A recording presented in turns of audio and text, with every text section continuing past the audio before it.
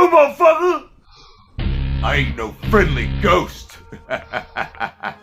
It's Drewski McGillicuddy's Casper movie review. Though grown-ups might look at him with fright, the children all love him so. Hey everybody, it's Drewski McGillicuddy, and look at me, ain't I fancy? I got this fancy director's chair just like Drum Dums. Hopefully it doesn't break on me because the footrest already broke because it's high up. It's pretty high up. Can you see my shirt finally? I feel like now you can finally see my shirt. I don't know. I can't bother to get up and go look. Okay?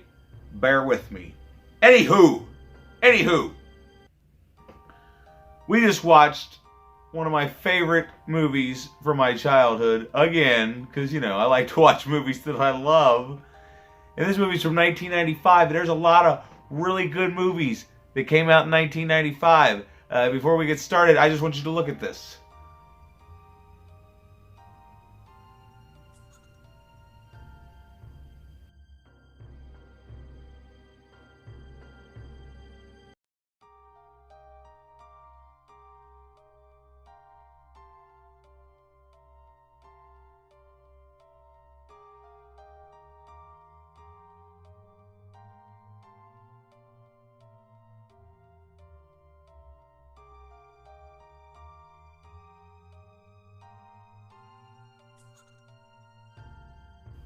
Is it done yet?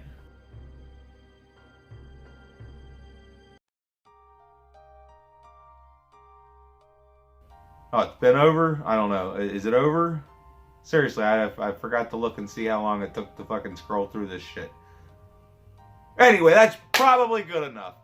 So we're talking about Casper from 1995, starring my first ever crush, Christina Ricci. Oh my god. And this is probably my second favorite performance from Bill Pullman.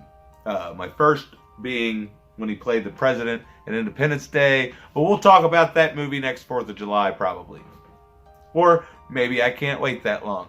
Anyway, we're here to talk about Casper. And this movie's directed by some guy. I looked what he did, and he did a couple of movies that were okay, but I can't remember what they were. And then he did a bunch of terrible stuff. I'm just going to start over. Can you hear my fucking dogs barking? Anyway, where the fuck was I? Pay no attention to the dogs barking. Hopefully the background music will cover that. Speaking of background music, before we even get started with this movie, I want to talk about the score. And for the longest time, I thought this was Danny Elfman, but it's some other guy with some other name. And this is one of the most beautiful scores I've ever heard. And it just, I think, just listening to this could make you want to cry. Listen.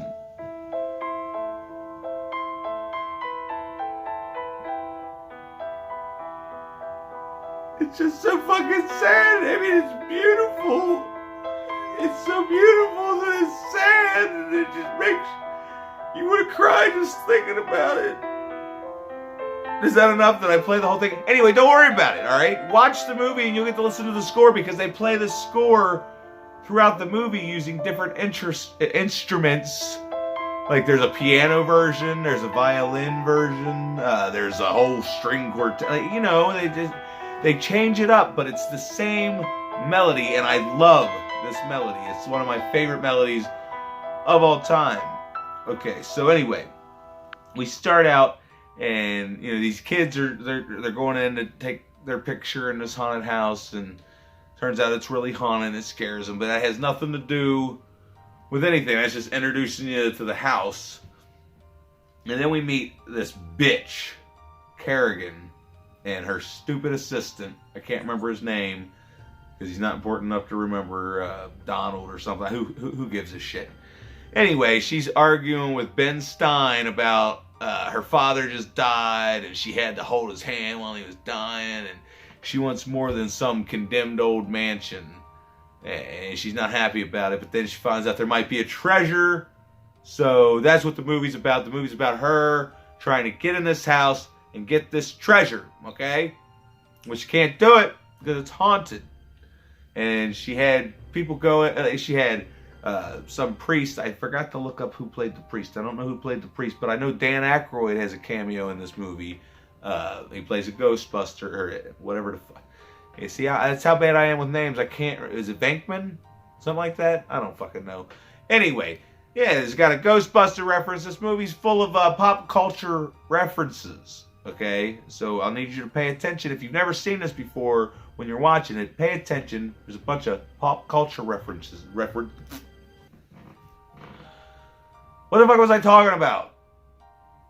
So, yeah, she can't get anybody to exterminate the ghost from the house, and she's wanting to just demolish it.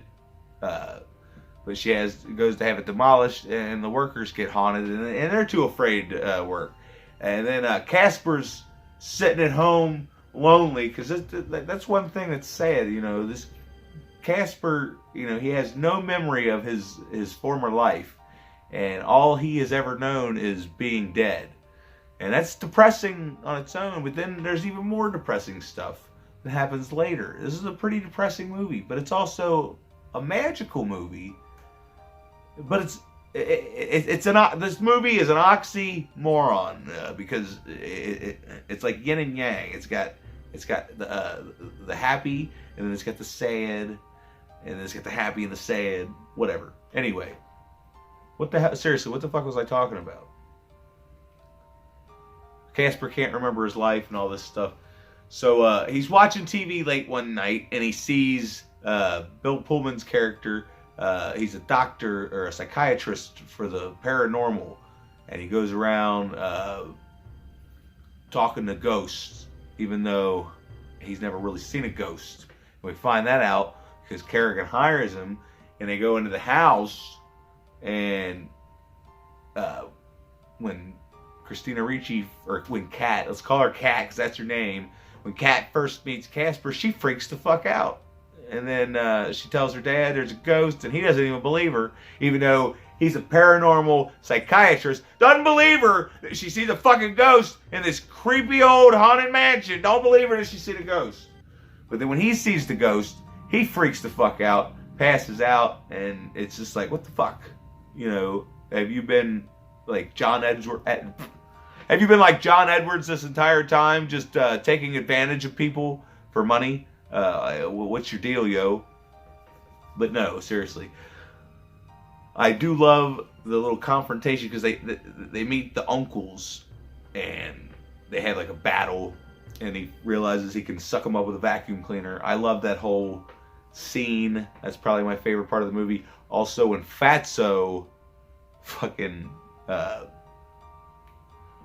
am I that goddamn dumb that I can't think of the word fucking possess? When Fatso possesses him, and then it's basically the scene from Poltergeist where he goes in the bathroom and he looks in the mirror and his face keeps changing into different celebrities. There's Mel Gibson, Clint Eastwood. Here, hopefully YouTube has it. I'll show you the fucking clip. If not, I'm just gonna sit here like a jackass because, you know, I don't know how to fucking do this. I don't know what the fuck I'm doing. But this is my favorite fucking scene in any movie ever. Really.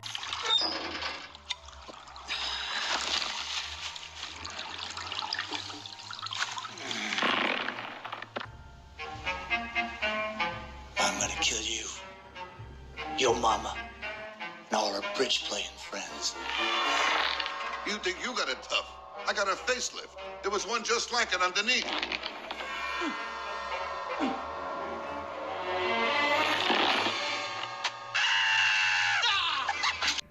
Just the way they got all these people, Rodney Dangerfield, Mel Gibson, Clint Eastwood, and the Crypt Keeper, all just for this little gag. I think it's great. And I mean, this movie's full of, like I said, pop culture references, and it's just, this isn't necessarily a kid's movie. This is what you would actually consider. Where the fuck did I put it? God damn it. God damn it, son of a bitch. There it is. This fucking chair is so goddamn high off the ground, I'm gonna fucking break it. Yeah, I could have swore this was on Netflix. Apparently not. I had to watch it on this stupid ass family 4-pack. Even though I do love all the movies on this movie, or on this 4-pack, even though Sarah refuses to watch all these movies, even though I did get her to watch Casper, she tried to pretend she didn't like it, people. Okay? Now, the funny thing is, this movie has a 6.1 on IMDb, and that pisses me off. All right, I'm not gonna beat around the bush. This movie's magical. Okay, if you don't love this movie, there might be something wrong with you. Obviously, there's something wrong with the secretary. She won't even watch Mean Girls. Like, she literally thinks that just because she has this idea up in her mind about what something is, that's what it's gonna be. Okay, so that's why she won't watch Mean Girls. She doesn't realize it's one of the funniest movies ever made. Just like this is one of the best family movies ever made, because it's funny, it's got drama. Yeah, it's funny. It's got drama. It's not really scary. I don't know what the fuck I'm talking about. Jesus Christ. But dude, seriously, I love this movie. I love it. I've always loved this movie. I had a crush on Christina Ricci when I watched Addams Family Values, and like she smiled and turned into Perky Wednesday. Because at first I didn't notice, because she was always walking around with that sour look on her face, so I didn't notice. But when she smiled, it creeped me out. But then, anyway, when this movie came out, I was in love, and I literally, anytime she had a movie come out, regardless of how good or bad it was, I watched that shit. I've seen a lot of bad movies that way, because she hasn't really been in the best movies. Anyway, we're not here to talk about that. We're talking about Casper. And Casper is a great movie. And I would have put this in my top 10 movies to show to kids, but it's already a kids movie. And if you haven't shown this to your kids, you're a fucking horrible parent. That's just the bottom line, because Drewski said so. So go show this fucking movie to your fucking kids. Okay? And then maybe next week I'll watch Hocus Pocus. But here, what are we gonna rate this? I'm just terrible. I am only gonna give it a number. I'm gonna give it a number. I'm gonna give it a 9 out of 10. I'm only taking off a little bit because some of the green screen, whatever, kind of doesn't hold up as good as you think. But the rest of the effects in this movie are fucking amazing. I don't know what the fuck is wrong with me. I want to talk so much more about this movie and about how the scene, god damn it.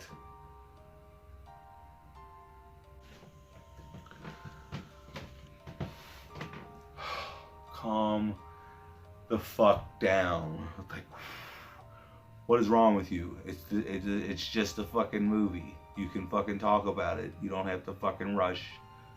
Hello and welcome back.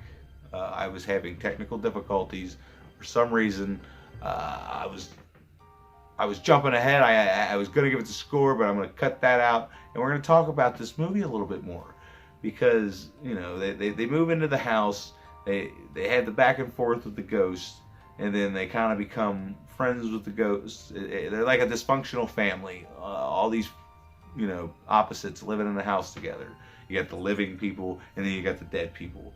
But see, I jumped ahead again. I wanted to bring up the fact that I like the attention to detail when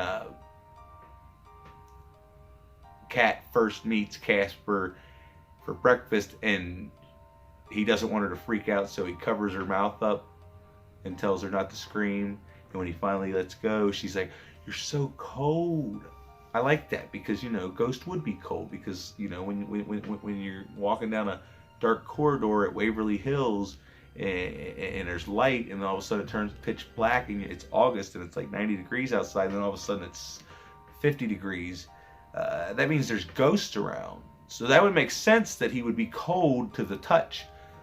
Any motherfucking way.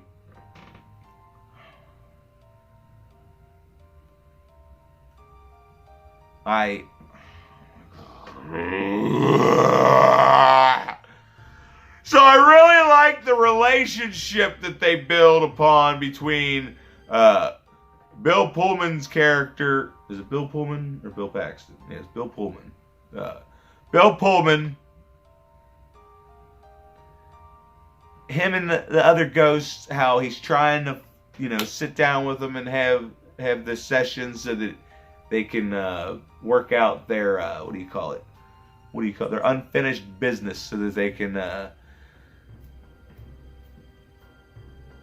go into the light or whatever. So I really like that whole part of the movie, and that leads to some sad stuff because they all go out drinking. But we'll talk about that in a second. I want to talk about how poor Kat, this girl, she's got a weirdo father that goes around telling people that he talks to ghosts. And she's been to 9 schools in the past 2 years because he drags her all over the country, going wherever there might be a ghost, even, whatever. But I can't imagine what that must be like, not having any friends, and every time you go somewhere and you have the potential to make a friend, you're uprooted from your home, and you're basically like a nomad. So yeah, that's gotta suck. But then she goes to this school, and this one blonde bitch, I'm pretty sure she was in Boy Meets World and a bunch of other 90s sitcoms as a guest star. But she's a total bitch in this movie, and I like how the one kid, when they find out where she lives, is just like, oh, well, we'll just have the party at her place. It's like, motherfucker, that's rude. You don't just invite the entire school to somebody that doesn't even know none of y'all motherfuckers to their fucking mansion. But whatever, Kat wants to fit in, so she's okay with it. But then you get this girl, like, I thought we were having a party at my house. So she's pissed off because she wanted to have the party at her house. So she's going to go play a prank or whatever. But that's just a little subplot. And then the rest of it is, Casper wants to go to the dance with Kat. He doesn't remember his life, like I said earlier. If you remember me saying that. I've been all over the place with this review. But I like the fact that, Kat sees all of his toys and stuff in the attic, and she dusts them off and sets them up and takes them up there, and it jogs his memory, and then he remembers everything, and then that's where we get to the Lazarus. And he says, my dad built this machine that can bring me back to life. But it's like, how the fuck would you remember that shit if it all happened after you were dead? Oh, duh, because he was a ghost and he was watching his dad, but he doesn't remember his dad. See, I don't... That's why... Maybe I'll just leave the score in and I'll just keep talking about it. I don't know. I had made the score. I don't know if I cut it out or not. Anyway, so he remembers the Lazarus. He takes her down there and shows her the Lazarus. Oh, also this horribly ugly dress. I'm sorry. It's just an ugly dress. I never liked it. But, I wasn't alive back then. Thank God.